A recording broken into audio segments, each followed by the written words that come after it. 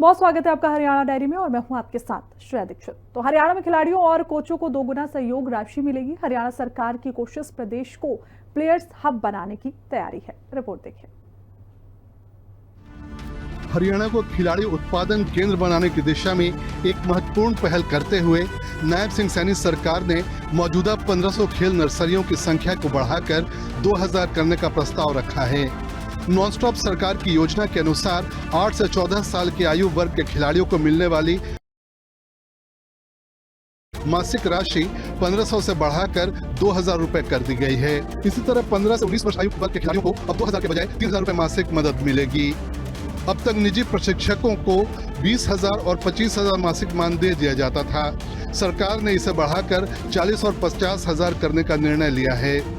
खिलाड़ियों के दैनिक डाइट में भी बढ़ोतरी की गई है। हरियाणा की नायब सिंह सैनी सरकार की तरफ से संचालित 21 आवासीय खेल अकादमियों में प्रशिक्षण ले रहे खिलाड़ियों को अब तक 400 रुपए प्रतिदिन का आहार भत्ता मिलता है। इसे बढ़ाकर 500 रुपए प्रतिदिन करने का प्रस्ताव विचाराधीन है। तो वन महोत्सव के दौरान मुख्यमंत्री नायब सिंह सैनी ने कहा कि हरियाणा में वृक्षों की देखरेख करने वालों को उनकी सरकार पेंशन देती है। 75 साल पूरे कर चुके पेड़ की देखरेख के लिए 3,000 रुपए दिए जाते हैं। रिपोर्ट। हरियाणा की नायब सिंह सैनी सरकार ने 75 साल से अधिक आयु के वृक्षों के प्रति कृतज्ञता व्यक्त करते हुए प्राणवायु देवता पेंशन स्कीम शुरू की है। इस योजना के तहत 75 साल से अधिक आयु के वृक्षों के रखरखाव के लिए 3,000 प्रति वर्ष प्रति पेड़ पेंशन का प्रावधान है। मुख्यमंत्री ने बताया कि इस योजना के तहत 3,800 वृक्षों के संरक्षकों के खातों में 1 करोड़ रुपए की धनराशि डाली जा चुकी है। उन्होंने कहा कि लोग ये प्रण लें कि न तो पेड़ काटेंगे न ही कटने देंगे, खाली जमीन पर लोग पौधे रोपें। हम ये आज यहाँ से संकल्प लेकर के जाएं कि ना काटेंगे पेड़, ना कटने देंगे, हर खाली जमीन पर पौधे रोपेंगे। हरियाणा को हरा भरा हम मिलकर के बनाएंगे और आने वाली पीढ़ी को जीवन का तोहफा हम दे करके जाएंगे। हरियाणा सरकार का पर्यावरण पर खास जोर है। कोशिश है कि साल दर साल हरियाणा के वन क्षेत्र में इजाफा हो।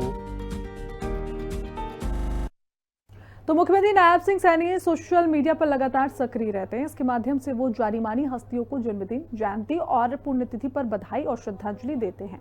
उन्होंने खुदीराम बोस को श्रद्धांजलि दी और अपनी सरकार की नीतियों के बारे में बताया। खुदीराम बोस को श्रद्धांजलि। मुख्यमंत्री नायब सिंह सैनी ने महान स्वतंत्रता सेनानी खुदीराम बोस को श्रद्धांजलि दी। उन्होंने लिखा, केवल 18 वर्ष की अल्पायु में फांसी के फंदे को मुस्कुराकर गले लगाने वाले इस वीर सपूत ने पूरे देश में आजादी की अलग जलाई और युवाओं के लिए साहस, त्याग और देशभक्ति की अद्भुत मिसाल कायम की। नई शिक्षा नीति। हरियाणा सरकार ने प्रदेश की उच्च शिक्षा में बदलाव लाने के लिए नई शिक्षा नीति लागू करने की घोषणा की है।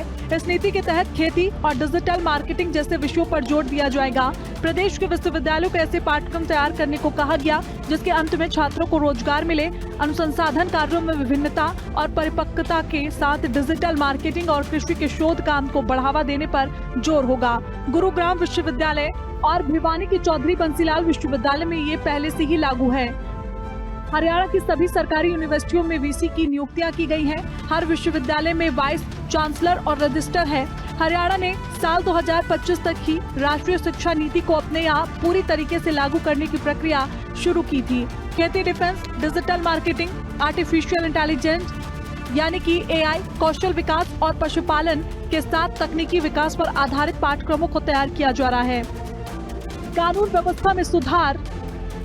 प्रधानमंत्री नरेंद्र मोदी की दूरदर्शी योजनाओं का अनुसरण करते हुए नायब सरकार ने प्रदेश में कानून व्यवस्था में व्यापक सुधार किया।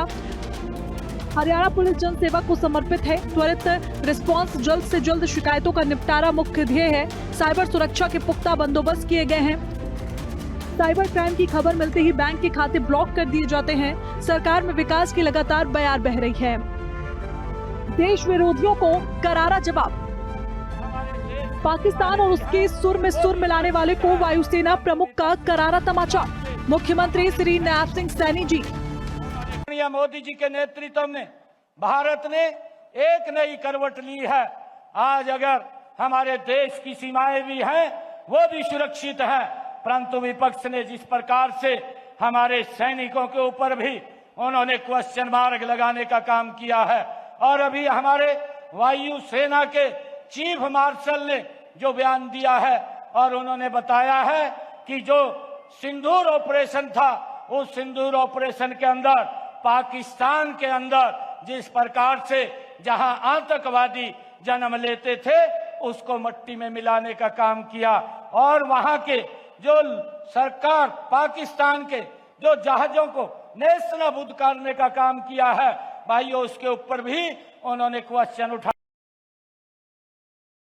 हैं। ये दुर्भाग्यपूर्ण है, परंतु देश के लोग देख रहे हैं।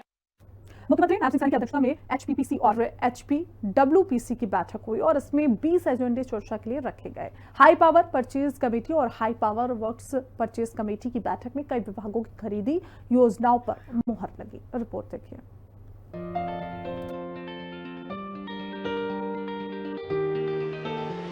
मुख्यमंत्री नायब सिंह सैनी की अध्यक्षता में Haryana high power purchase committee और high power works purchase committee की बैठक हुई। बैठक में अलग अलग विभागों के 20 से ज्यादा एजेंडे रखे गए। बैठक में कई विभागों की खरीदी योजनाओं पर मुहर लगी।